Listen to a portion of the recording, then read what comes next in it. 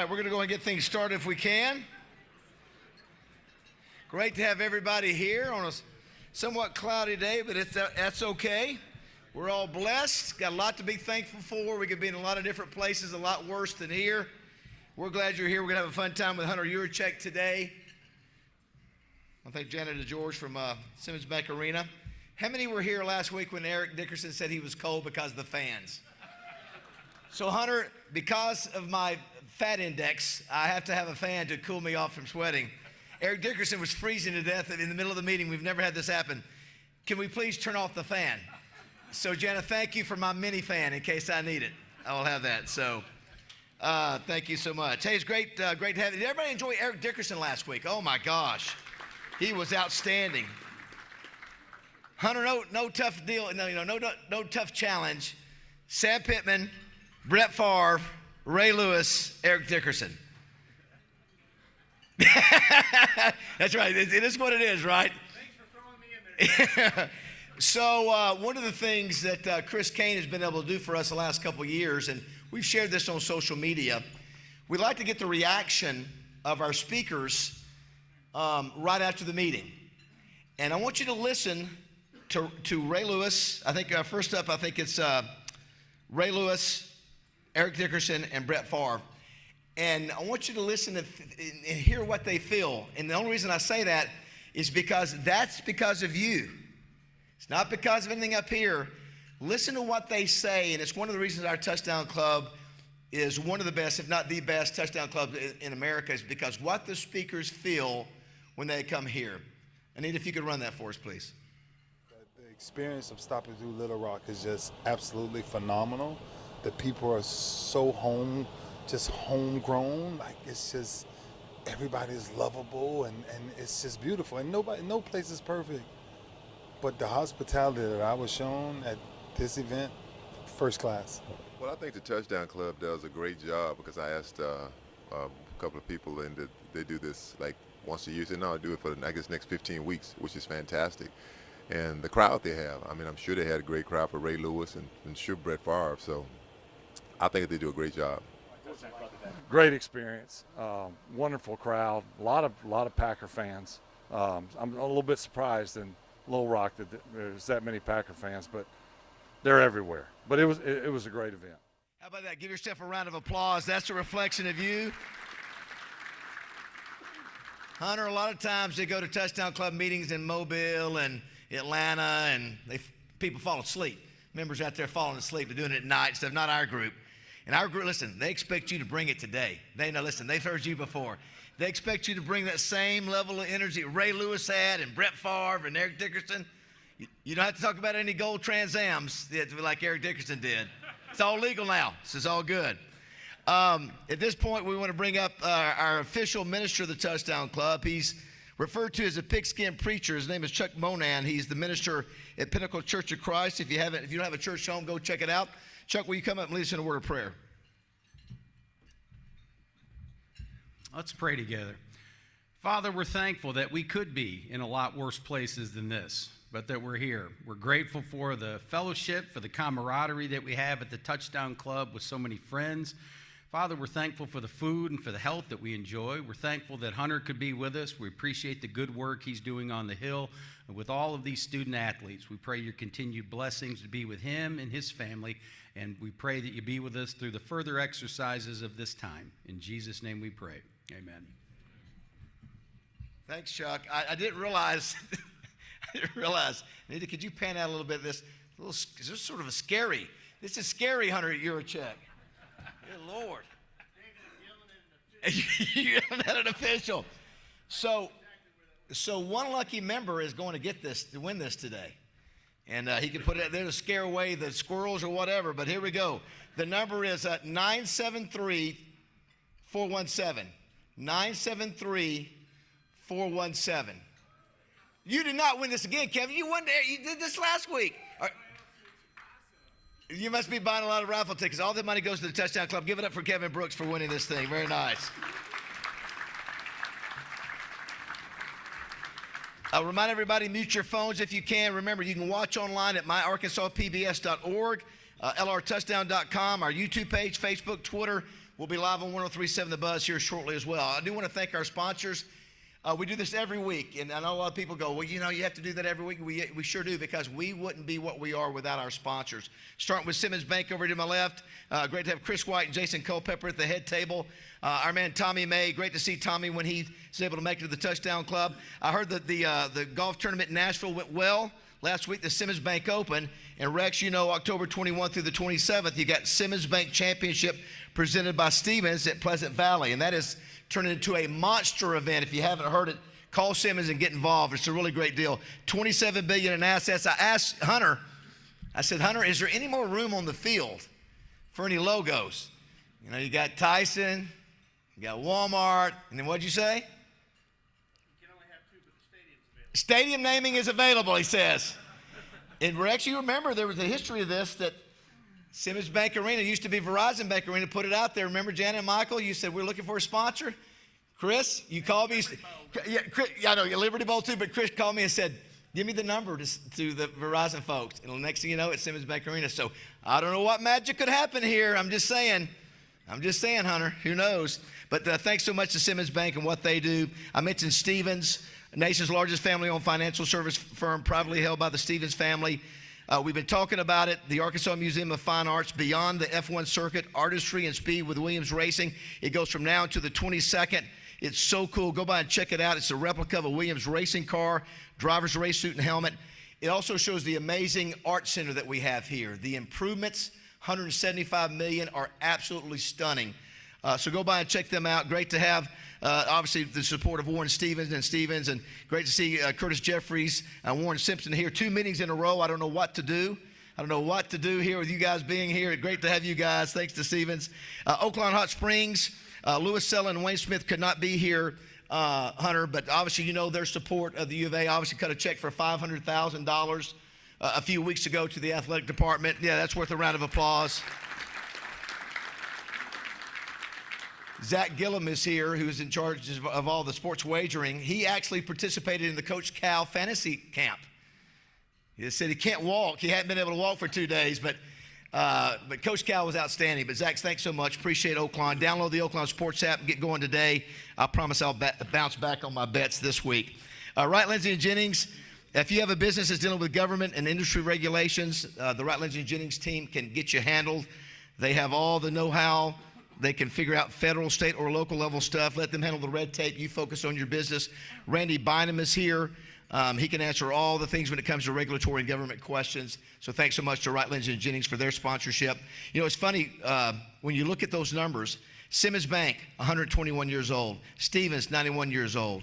Oakland, 119 years old. And Wright, Lindsay, and Jennings, 124 years old. Is that not something? Let's give a round of applause to 4 of our outstanding businesses. And we got Crane Automotive, Christian Crane. I've been seeing you in the TV commercials. Very nice. Good to get a young man in there looking good. 24,000 cars you're on pace to sell in 2024. 20 dealerships. Check them out.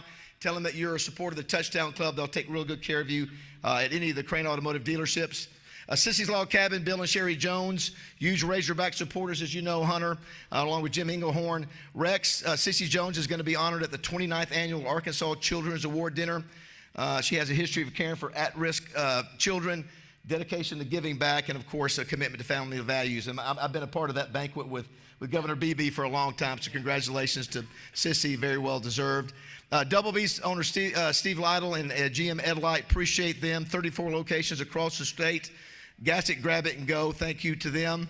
Summerwood Sports, if you want to put on a cool event, practice, party, you name it, go to summerwoodsports.com. Thanks to the Hendricks family and their support of the Touchdown Club. It's truly one of the really nicest sports complexes in the South. Roller Funeral Homes, Ronaldo Jenkins Byler, been involved with the Touchdown Club for many, many years. 24 locations across the state. No one would take better care of you. Check them out at rollerfuneralhomes.com. Advantage Service Company, somehow the GM, Kevin Brooks, continues to win our deal each week, but Kevin is a great guy. I appreciate him. Very trustworthy for all your HVAC, plumbing, and electrical needs. 40 years in the business. Give Advantage Service Company a call. Arkansas Democrat Gazette, Wally Hall and Amanda Copley. Wally's wearing his little beanie hat today, Wally. I like that. Very nice.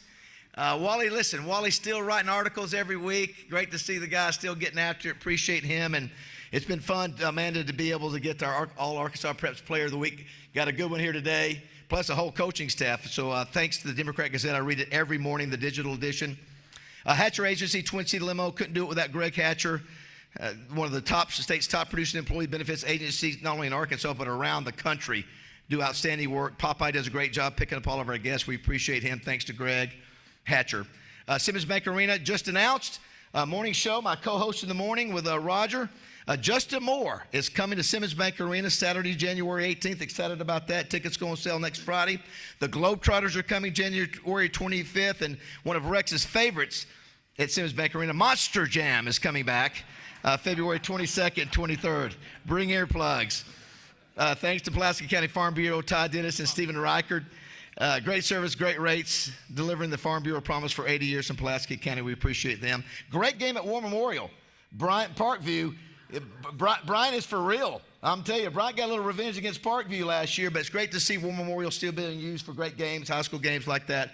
Thank you to them. Arkansas Urology, appreciate them. Obviously, this is the 20th annual kickoff to Men's Health. Guys, get tested. They're doing free screenings tonight in El Dorado on September 19th, North Little Rock. Little Rock, September 26th. Please put it on your list to get checked. It could save your life. Thanks to Chris Shinup for his support. He's the director of the Arkansas Urology Foundation.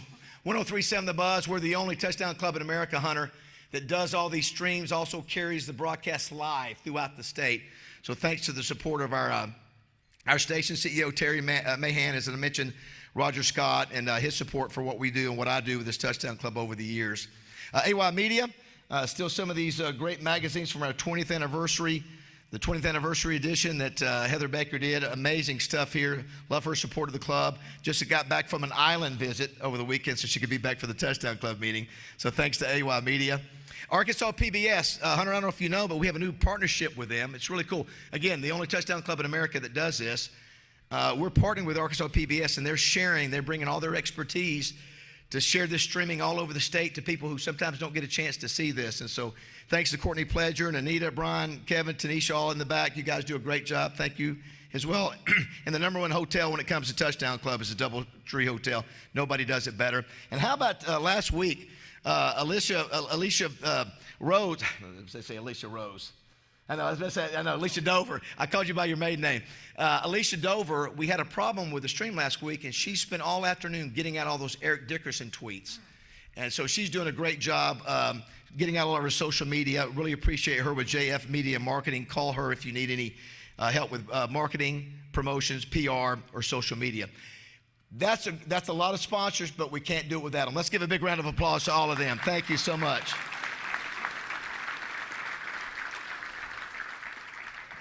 You know what's coming. You know what's coming. There's something coming. There's somebody I left out. Thanks to Dwayne Duncan, Chris Kane, RJ Hawk, all the folks who volunteer. By the way, we haven't done this yet this year.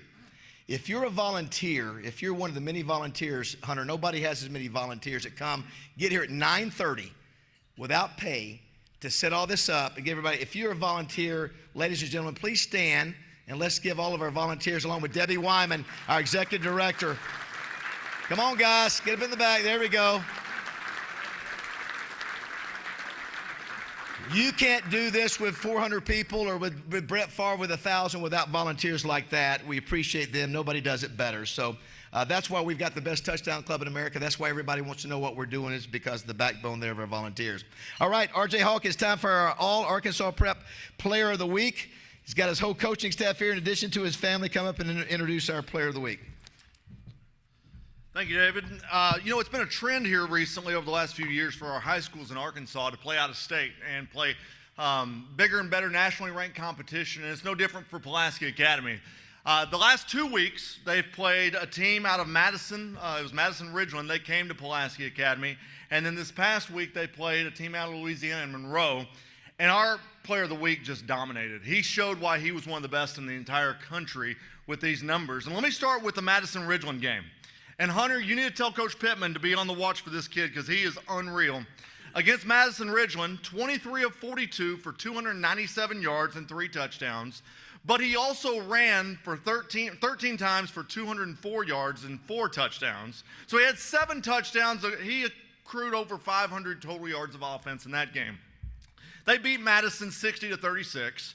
Well, then you fast forward and say, there's no way he can do this again, right? There's absolutely no way he can do it again. Well, he says, hold my drink, we're going to do it again.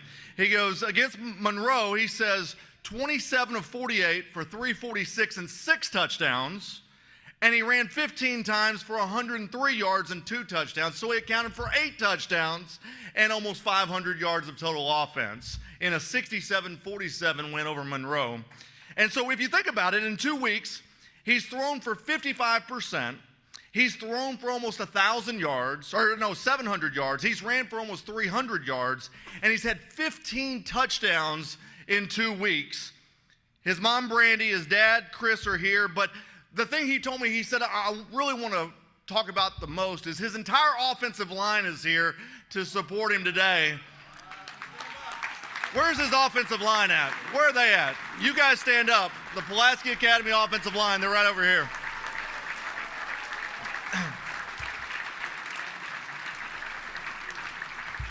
And his head coach, Anthony Lucas, is here as well as his offensive coordinator, Adam Thrash. Your All-Arkansas Preps Player of the Week is quarterback Brandon Cobb.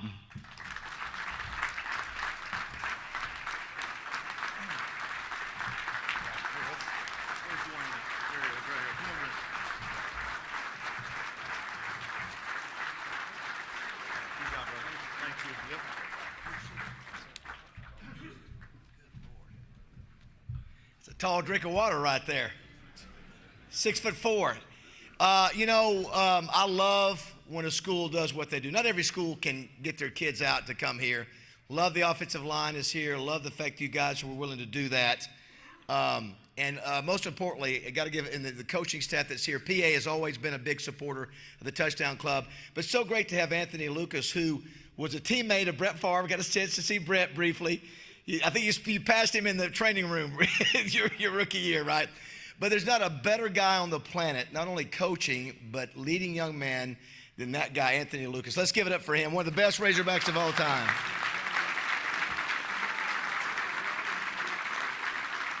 It's always great to have your staff, your administration. I know they're all here, and we appreciate them, really do. All right, Rex, come on up. Nobody does it like Rex Nelson. Give it up for Rex Nelson, everybody, or we can recap. Thanks, David. We will start with Arkansas 37, UAB 27. Coach Sam Pittman said, and I quote, "We can't compete in the SEC playing like we did. We've got to do better." Hunter, however, said, you need to concentrate on the fact the Hogs went on a 27-3 run in that football game. So we will do that today. Andrew Armstrong has caught at least one pass now in 30 consecutive games. Pretty impressive, going back to 2021 when he played at Texas A&M at Commerce over in East Texas. That was UAB's 23rd consecutive loss to an SEC opponent. UAB is 2-29 all time with victories at LSU in 1999 and at Mississippi State in 2004. So they've done it before. Arkansas ended up outgaining UAB 427 to 354. In the third quarter, however, when Arkansas was dominant, it was Arkansas 177 to just 34 yards for UAB. Now, SEC time, and I think we all agree, Auburn is a beatable team. Auburn is a beatable team even on the plains, especially if Arkansas plays like it did for most of the game at Stillwater. Hunter, I pick all of the Arkansas teams in Division I and Division II every week on the Arkansas Democrat Gazette website. I am 22-0 right now through the first 3 weeks of the season. I pick it straight up, but 22-0. I'm picking the Hogs on Saturday, so do not let me down. I think they bounce back. Arkansas State 2-1 following a 28-18 loss to Michigan in the Big House, but they acquitted themselves pretty well, didn't they? Michigan ran the ball 44 of 62 plays. They ran the ball so much because every time they passed the ball, Pigskin, they were passing to an Arkansas State defender, it seemed like. Quarterback Timmy McClain, a transfer from Central Florida, came in during the fourth quarter for the Red Wolves and threw 2 TD passes.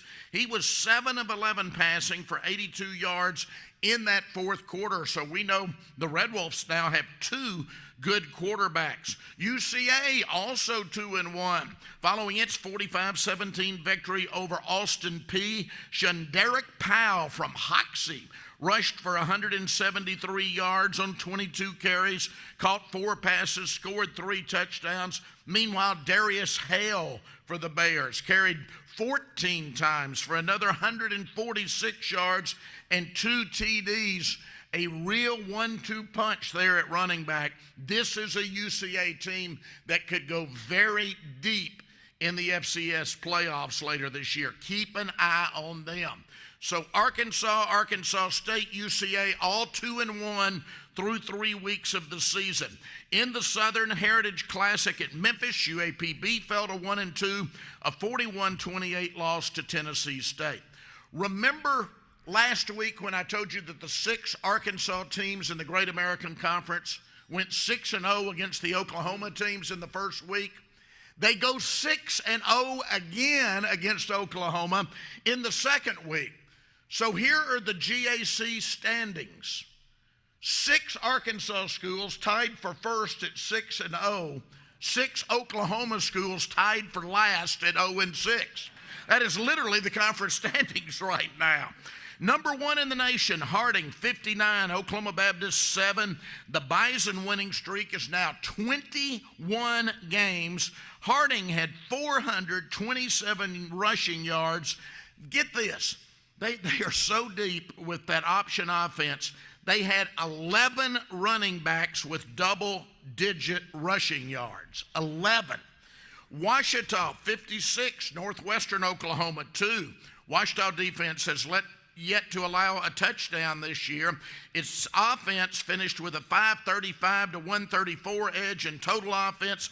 Kendall Gibbons, running back out of Little Rock Christian, carried 18 times, 145 yards. Henderson, 34. Southeastern Oklahoma, 17. Andrew Edwards threw for 3 TDs as the Reddies defeated Southeastern for a 13th consecutive time. Edwards, a really good quarterback, 34 of 43 passing for 443 yards.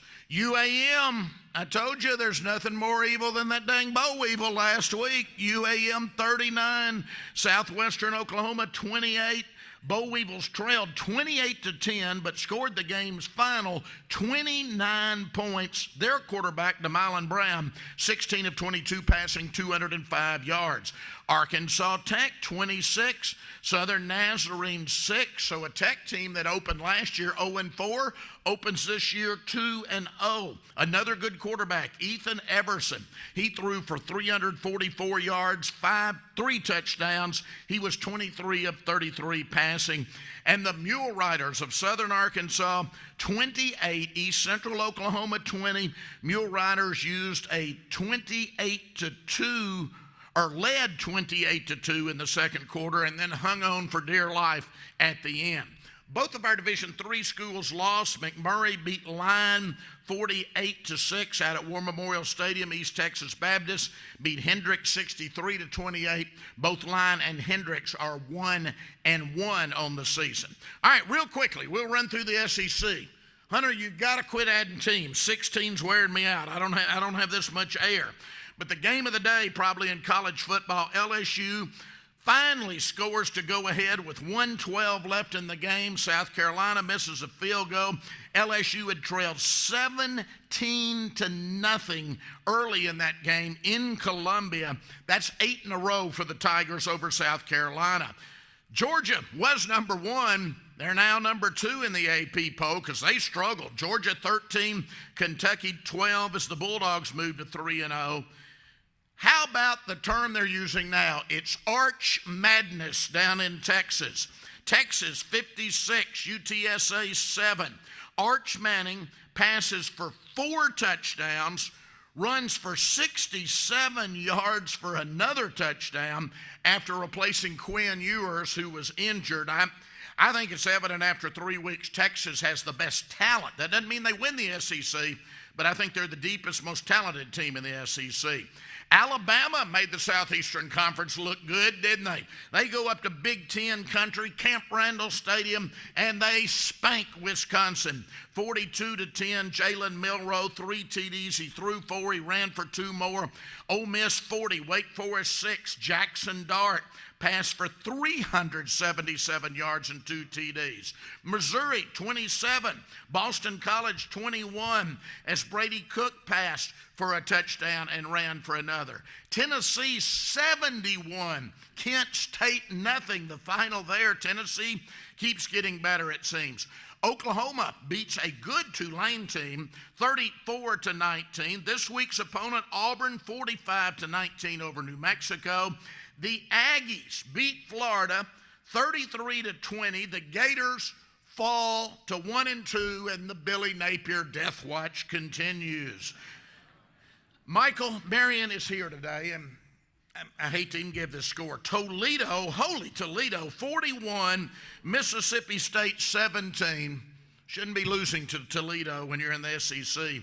Georgia State 36, Vanderbilt 32. Shouldn't be losing to Georgia State when you're in the SEC. All right, this week, Thursday night game, Harding at UAM. It is worth the road trip, folks, to watch that Harding offense. Then on Saturday, we've got UCA at UAPB. We've got Ouachita at SAU. We've got Arkansas Tech at Henderson, Southwestern of Texas at Hendricks, and Howard Payne, hope he brings some teammates with him, at Line. And so, games in Pine Bluff, Monticello, Magnolia, Arkadelphia, Conway, and Batesville. Know what that means? No excuses. Get out and see some college football this weekend, folks. Thank you. All right, thanks, Rex. A couple things. Apparently, RJ, we may have left out the grandparents of Brandon Cobb. Are they here? Where are they at? Let's give a round of applause for the grandparents who are here today. Thank you back. I know why you're back there in the back. You should be up front. You're probably running the show anyway, aren't you, in the back? It's great to have you all here. Also, too, I saw Freddie Marshall. You know, Freddie Marshall, Hunter, is going to be one of our speakers. We're going to have Freddie Marshall. It's the obviously 60th anniversary of the of the national championship. Ken Hatfield and Barry Switzer, all 3 of those together. Where's Freddie at? Freddie's already working on his comments. He's already working on it. Get Freddie Marshall down there, everybody. Look at that. He's showing his ring. He's showing his ring. Nobody else can show a ring. Dang straight. Nobody else has that. And Lewis Nally, thank you so much. Another Razorback who helps us set up every week. We appreciate you, brother. Need to recognize a couple folks from the U of A who were here before we bring up Hunter. From the Razorback Foundation, we have the executive director. Please stand when I call your name, Ryan White, along with Alicia Curtis, who is the director of development for the Little Rock office. Let's give them both a round of applause for Ryan and Alicia. And our good friend Kevin Trainer. You know, I played with his brother Kendall, one of the greatest kickers in the history of the U of A. Kevin Trainer is in his 30th year with the University of Arkansas. He's the Chief Public Relations Officer for Vice Chancellor and Director of Athletics, Hunter Yurachek. He's a member of Hunter's leadership cabinet and senior staff. He's in charge of the department's engagement with former student athletes in all sports, including the A Club. But this is the one I always love. Kevin coordinates the department's executive and crisis management communications. Now, if there is anybody on the planet who has handled more crisis management at the U of A over the last 30 years, it's that guy. Give it up for Kevin Trent, everybody. I'm telling you, he could write a book and it would be a bestseller. I'm just telling you. He knows where all the bodies are buried for every sport. Good Lord, you could go decade by decade over the last 30 years. It's exhausting. Anyway, great to have Kevin and Ryan and Alicia here. All right, it is time to bring up Hunter. we will go to our man Steve Sullivan at KD for his official introduction. And make sure you pay attention to the very end of this intro. Anita, please. Thrilled now to officially introduce our next Razorback Athletics Director, Hunter Yurachek. What Hunter Yurachek has done in his almost 7 years on the job is amazing. 36 SEC championships over the past 6 years. And this year, his Razorback Athletics program secured a first. They finished in the top 20 of the Learfield rankings, which are the overall college rankings, for a program record 4th straight year. Hog athletes also excelling academically. A cumulative grade point of 3.2, and 72 Hog athletes graduated this past year. Hunter has also become a big player nationally. He's a member of the prestigious College Football Playoff Committee. He's also served on the NCAA Oversight Committee and the Football Competition Committee. And he's had a knack for surprising coaching hires. Hunter will tell you that his newest title is his favorite. He's Pops to grandson Trace. Please welcome Pops, Arkansas Athletic Director Hunter Yurachek.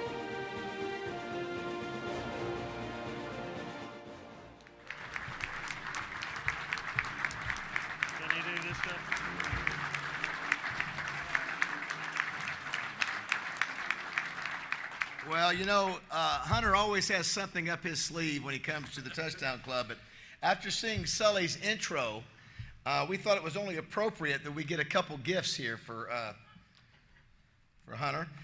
Obviously, both of these are for his newest addition to his family. There you go. This is for Trace, littlest Razorback fan. Yeah, that's exactly right. And one more. This is another cute one. We expect to see little Trace wearing that right there. How about that, everybody? There you go. Thank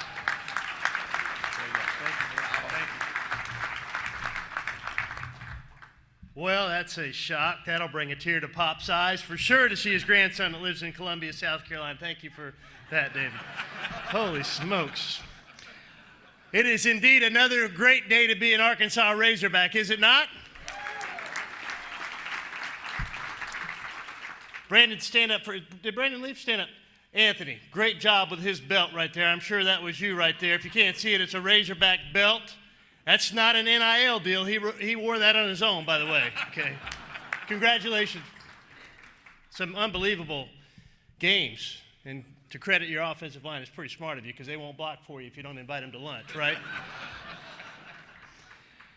Well, it certainly was an exciting weekend on the Hill as the Hogs dominated UAB 37-21.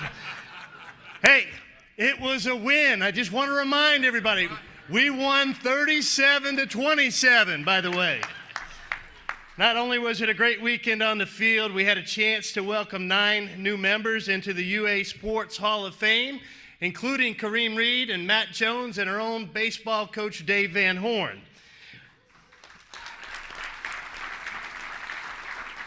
And we also honored before the game many of our Razorback Olympians who represented countries across the world in the 2024 games in Paris. And if you're on campus, you notice the traffic and the atmosphere all day long on Saturday because we celebrated Family Weekend as well. And so just a great weekend on the Hill. David, as always, I want to thank you for thanking me and thanking everybody else in the room prior to the game. If you were not thanked by David before this, I'm sorry. You got to step up a little bit. Holy smokes.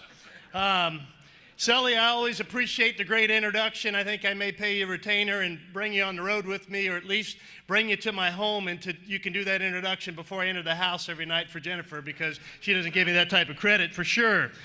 Rex, I don't know what your deal was today. I felt you were a little off. Were you a little off? I mean, I think we've all seen some really bad public speaking in the last week for sure. And I know this is not a debate, so we're not going to talk about fracking or eating cats or anything like that. But I was trying to figure out what may have caused you to be a little bit off. And I know what it is now. You know, I'm not sure you had a plan for your recap, but you had at least a basic concept of a plan for your recap. Yeah. All right.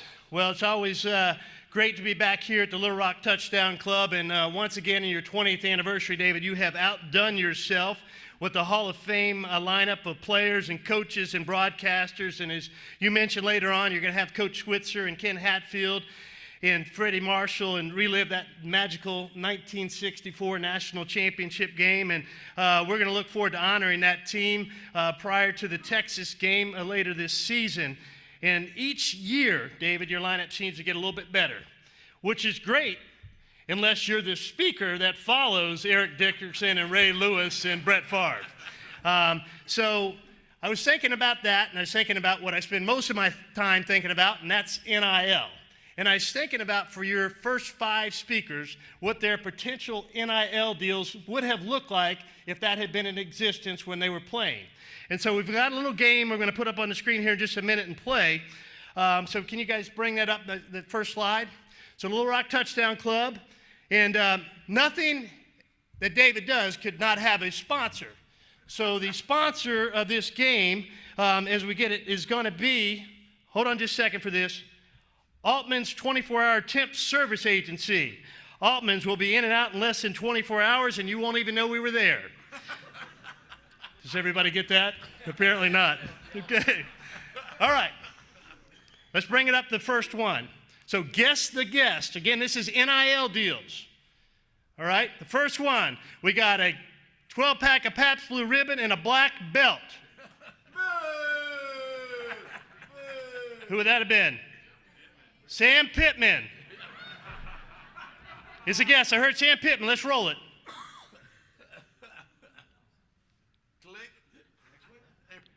Wait a minute. They're supposed to fill in the pictures. Where are the pictures, Kevin? All right. Sam Pittman was the answer to the number 1. Okay? Sam asked me to give this to you. I don't know.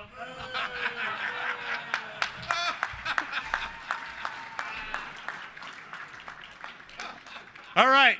The next one is a gold Trans Am and a nice leather briefcase, probably with about $1 million in it.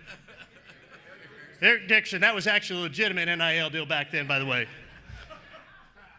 Next one, a Mississippi riverboat in a burlap bag full of money. Brett Favre. If this presentation was actually working, we'd have the pictures of these people from their playing days. All right, a Miami nightclub, a silver suitcase full of money and some gold jewelry. Ray Lewis. That's correct. The last one, a 3-piece dinner at Bojangles and a burlap bag full of pennies. That'd be Hunter Yurachek. All right, thanks for playing. We'll try to get that to work right the next time. So before David comes up for a Q&A, it's hard to believe watching that press conference, and I'm just getting ready to finish up my 7th full year as a director of athletics at the University of Arkansas, and it is truly an honor and a privilege and a blessing for me to serve as a director of athletics, and it is a blessing that I thank God for each and every day, and one that I do not take for granted, because this is such a special place and such a special state to serve as a director of athletics. And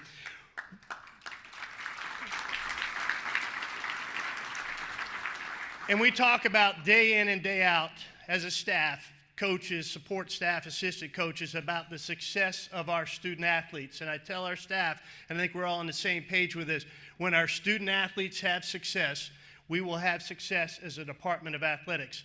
Our success does not come before our student athletes' success. When they have success, we'll have success as a department. And so in the last 6 years, Arkansas has won 36 Southeastern Conference championships among 11 different sports. We have 19 total sports. People say, well, it's just your track and field program. That's not true. 11 different sports in the past 6 years have won a Southeastern Conference championship. 28 in the past 4 years. Both of those lead the SEC during those respective time periods. In fact, if you go back in the last 6 years, in our 36, you could combine the bottom 6 schools in the SEC, and they don't reach 36 collectively. In fact, there's one just north of here that still has not won an SEC conference championship in the past 6 years. I didn't name any names. I just gave you a direction. In 23-24, Arkansas secured a top 20 national finish in the Learfield Directors Cup for the 4th consecutive year. That's the first time in the history of our athletic program that we've been in the top 20 in the Learfield Directors Cup for 4 consecutive years.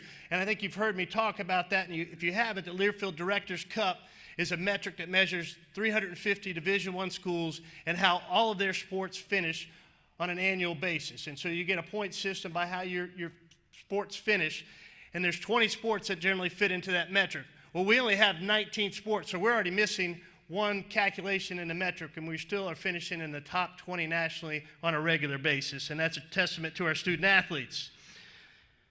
In addition, last year we won 2 national championships, more than every other SEC school, 5-1-1, 8-1-0. We won 5 SEC championships and had 1 divisional championship. Kevin likes me to throw in that divisional championship because that was baseball, the sport he oversees. But those 5 led the SEC again. We had 9 of our 19 teams that finished in the top 10 nationally, led the SEC. We had 14 of our 19 sports that finished ranked in the top 25 last year, led the SEC. I think you're getting a theme. And then back in August, we had 25 Razorback athletes that represented countries across the world in the Paris Olympic Games. This is both current and former Razorback student athletes. We had 14 medal winners, 7 gold medals, 4 silver medals, and 3 bronze medals. This brings our total Razorback Olympic athlete number to 97. How about that?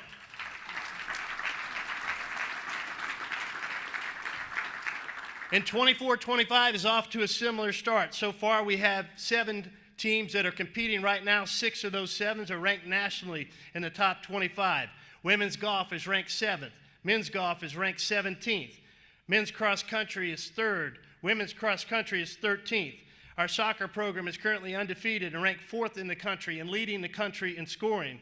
Our volleyball team is currently ranked 19th. They're off to a 9-1 start, and that's on the heels of their Elite 8 appearance last year. And football is 2-1. Football is 2-1, okay? And it was great to be back in Central Arkansas to open up the season. What a great night over at War Memorial Stadium as we played Pine Bluff, and we appreciate our friends at War Memorial Stadium and the great job they did in putting together a fantastic night. Then we went on the road and played a nationally ranked Oklahoma State, and we beat their butts in every category but the one that truly matters, and that's the scoreboard. But I think we learned a lot about our team in that game, and we made some mistakes for sure, and we had some bad football luck in that game as well. When you talk about a kid getting blocked in to the legs of one of our returners and our quarterback getting hit on a pass that goes right to the linebacker that's 3 feet behind the guy he's supposed to be guarding and runs it back for a touchdown. And so we made some mistakes, but we also had some unfortunate things that happened that the game didn't turn out our way. And then this weekend, let's put it bluntly, we came out flat. UAB punched us in the mouth. They got up 17-3. But in the past, I don't think our teams would have responded like they did on a 27-3 run to take command of that game 30-20 and then win 37-27. First and foremost, and most importantly, I want to repeat it, we won the game. Did you guys know we didn't punt that whole game? It sure didn't feel like it, did it? We didn't punt one time in the whole game. We had some solid individual performances on both sides of the ball, but unfortunately, football is a team sport, and it is the greatest team sport where 11 guys on both sides of the ball need to be working together and having solid performances, and we didn't get a solid performance as a team. And that's a learning opportunity for our players and a teaching moment for Coach Pittman and his staff as we head into our prep for Auburn this week. And things change a little bit when you go and start playing in the SEC. If you've looked at the polls lately, there's 6 SEC teams in the top 10 and 9 in the top 25.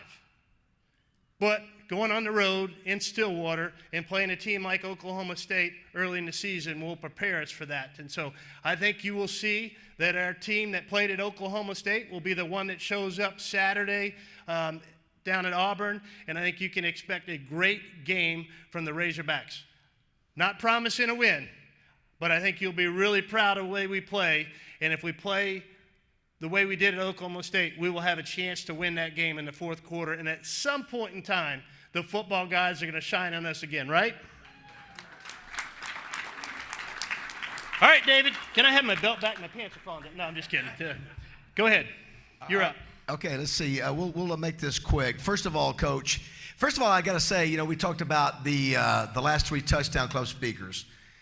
We saw 3 of the greatest football players in the history of the NFL that came to Little Rock. I think it's fair to say, if you looked at what Hunter Yurachek has accomplished in his 7 years and where he's at, you know, he's on the National Playoff Committee now. He's doing all these things. You look at the what's the name of the group that the top, if you're the top sports department in terms of winning the Learfield Directors Cup, if you look at that, this is one of the top athletic directors in America. Would you agree? No question. And I think a part of that, Hunter, is a couple things. Doing things to make sure your students have the best chance for success, facilities, all things, but also is making great hires. So the first hire I want to go to, Anita, number 4 if we can, and this was something in December. This was a hire that really just gave a jolt to the university, to the state of Arkansas in terms of just, you know, the right time at the right place. And obviously you've seen what he's done so far.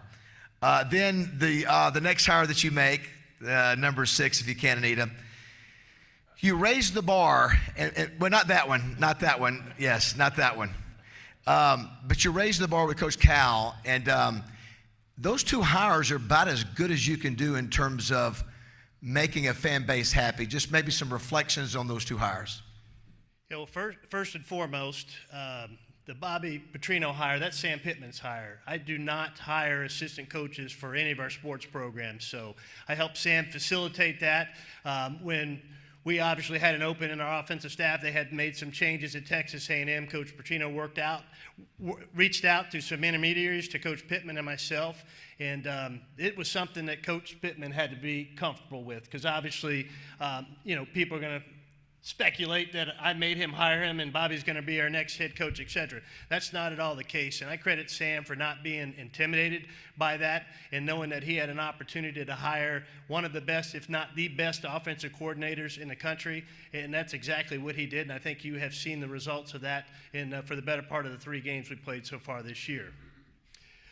Coach Cal, that was my hire. I'll take the credit for that.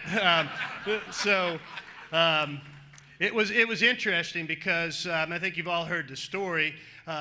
Mr. Tyson had reached out to me with a recommendation of a coach, and then he said, oh, by the way, if you'd like to talk to Coach Cal about some of the candidates for your position, I think I could arrange that. Well, it just so happened that I was in CFP meetings in Phoenix. Coach Cal was in Phoenix for the Final Four, and we spoke on the phone on a Thursday night, and the phone call went well enough that we decided to coordinate a meeting at his hotel room there in Phoenix. And if you haven't heard this story, it's pretty funny. I said, well, Coach, how am I going to know what hotel room you're at? And he said, Hunter, when you get to the Hilton, he said, there'll be a guy out front in a Phillies hat. Just look for him, and he'll tell you where to go. So I'm with one of our staff members and one of our board members, and we pull up to the hotel, and I'm like, you guys see anybody in a Phillies hat? And sure enough, there's a gentleman in shorts and a flip-flops and a black Phillies hat. And it's like, well, that's not quite what I expected. But so I kind of gave him a little look, and he came up to me and said, you Hunter? I said, I am. And he just shook my hand and whispered in.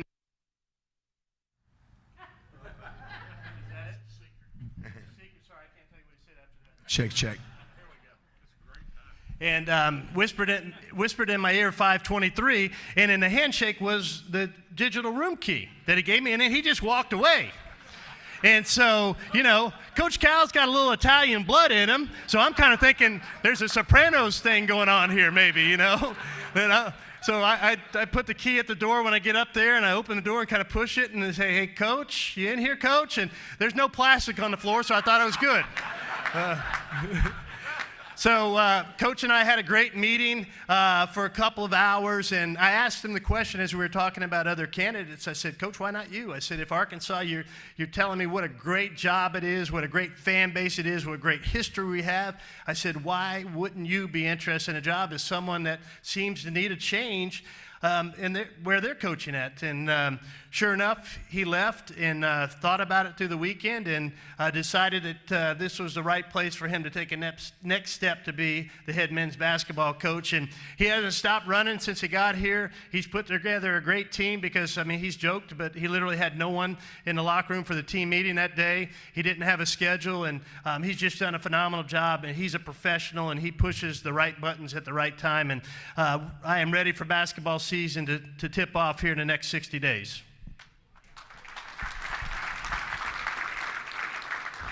You know, I was wondering, what is the trickle-down effect? What is the trickle-down effect, Hunter, of that hire? Do you see that affecting other parts of the department? Does it affect NIL? There's a perception of, you know, you obviously you still have NIL money you have to find to pay the players, but what's been the trickle-down effect of the Cal hire, or has there been one throughout the rest of the department, or the perception of the Arkansas Athletic Department? I think the trickle-down effect, and I think it's felt within our department, and I think it's felt throughout our state. I saw a great sense of pride from people across the state, kind of, you know, holding your chest out a little bit, holding your head up high because someone, a Hall of Fame coach, Coach John Calipari, would come to the University of Arkansas to be our men's basketball coach. And I think it gave us all a great sense of pride. And I think for our coaching staff, our other head coaches, they understand that we are serious about being successful in all of our sports, and hiring somebody like Coach Cal and making that investment was surely a sign of that. The slide that I was going to show, so that's what I was just having some fun with this. You saw it a minute ago. I was going to make an example. This was Hunter Yurachek before NIL, and this is Hunter Yurachek after NIL.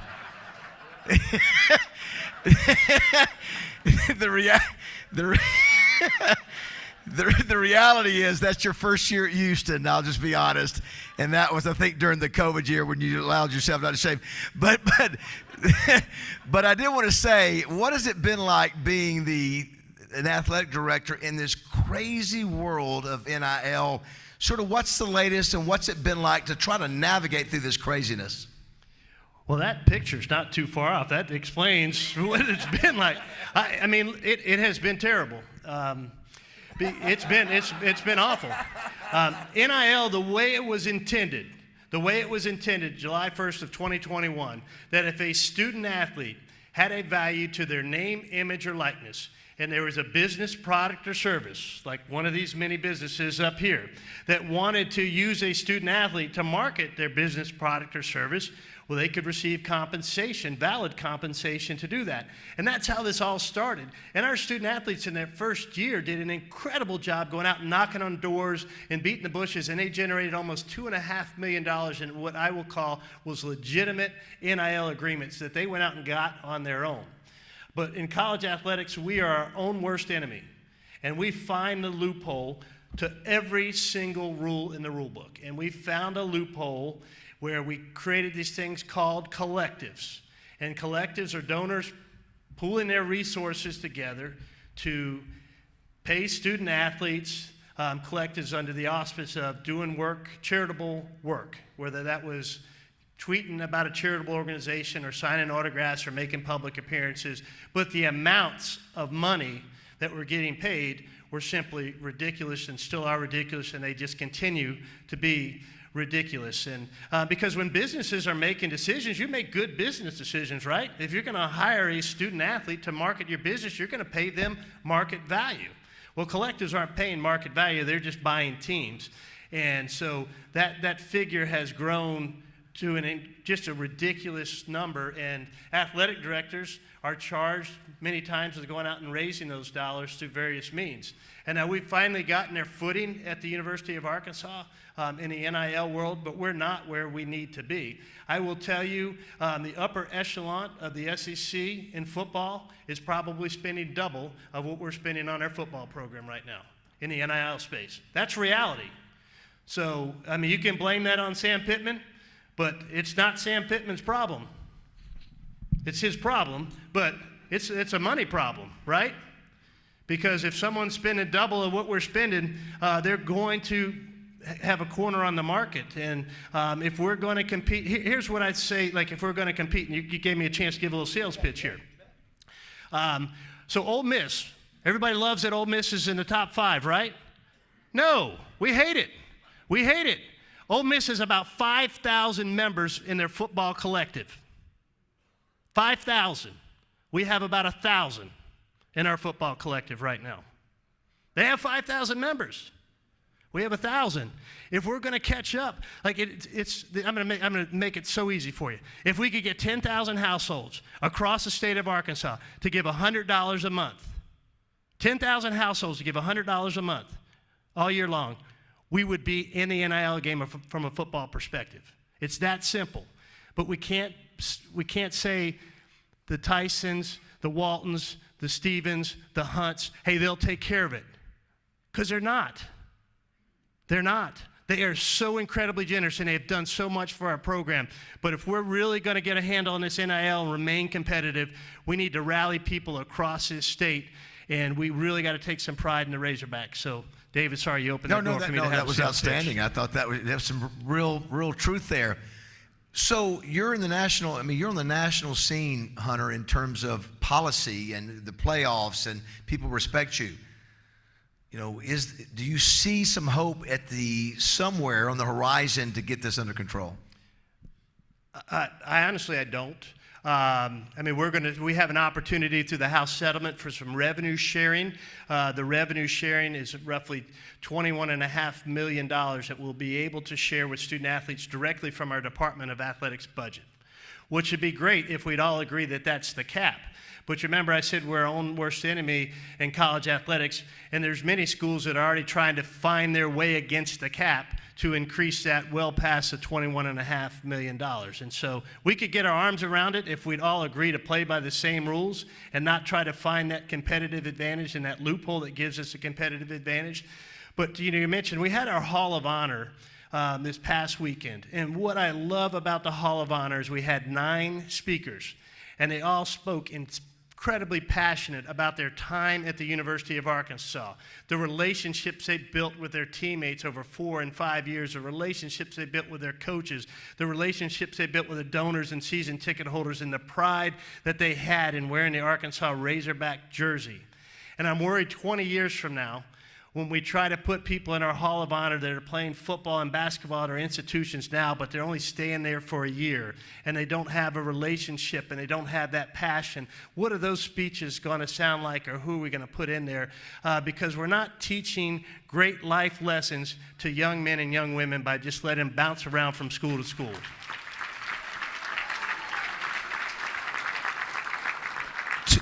Two more questions, and I'll let you go. By the way, this Razorback jacket, I know you have one of these. I do. John Daly gave me this. No comments.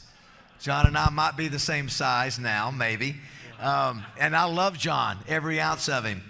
So one of the things that you said, Hunter, when you were hired, that you were not a big fan of the way college business was done in terms of hiring coaches. Next week we have Jimbo Fisher coming here, who obviously had a buyout of $77 million.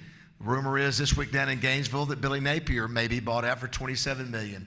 Have you seen any progress? It looks like, if that's true, that the model of these contracts of huge buyouts are maybe still there. Thoughts on that as an administrator? Well, it's a bad practice, but I'm not sure it's a practice you can get away from. But I will say we did our initial contract with Sam, and then our second contract with him, we have a clause in his contract that if I let him go and his winning percentage is 50% or below, he gets 50%. If his winning percentage is above 50%, then he gets 70%, because Texas A&M, and they have to make decisions that they think are right, but they keep firing coaches that are 8-4, 8-4, 8-4, 8-4, 8-4 for the most part. And so coaches need some protection because these are high-pressure jobs, and there's lots of influential people within your communities. But there has to be some semblance of order in these contracts for sure. Last one. I didn't tell you I was going to ask you this, but number 8, if we can, Anita. So Frank Broyles, obviously, everybody in this room, including you, is sort of standing on his shoulders, just like I'm standing on the shoulders of Freddie Marshall.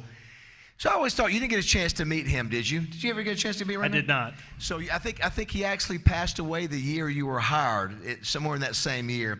So I was just curious, if you had a chance to sit down with Coach Broyles, first of all, what do you think he would say about the job you've done and about the legacy that you've been able to continue? And then maybe what are some things you would share with Coach Broyles about where you are as an AD? Well, I think Coach Broyles would probably question why Arkansas is playing other Arkansas teams, right? Once we got past that part of the conversation, I hope he saw the pride that I have in the job that I'm doing at the University of Arkansas, and the pride I have for the Razorbacks, and the pride I have for the state, because I think that's something that he held very near and dear to his heart. He, like myself, he was not from the state of Arkansas, but quickly adopted this as his home state, was passionate about his job, passionate about the Razorbacks. And so I hope he sees that in me, is that the pride I'm taking in this job, and that I love living in the state of Arkansas. And at some point in time, you guys are going to call me an Arkansan, I think. Maybe it's 7 years in. I hang out with Kevin Traynor a lot, and Kevin does a great Coach Broyles impression, and he's told me many stories about him and his management within the department and how he treated people and the type of leader he was. And so I feel like through Kevin, I've gotten a small glimpse into who Frank Broyles was as an administrator and as a person. Yeah, I think we'd all agree. You heard Sully's introduction, and I don't think we could have anybody doing a better job than this guy right here. Let's get it for Hunter Yurachek, everybody. Thank you, Hunter. Jimbo Fisher next week, everybody. All right, if you want to get a picture with Hunter, we'll do sponsors first, 50-yard members next, and everybody else after that.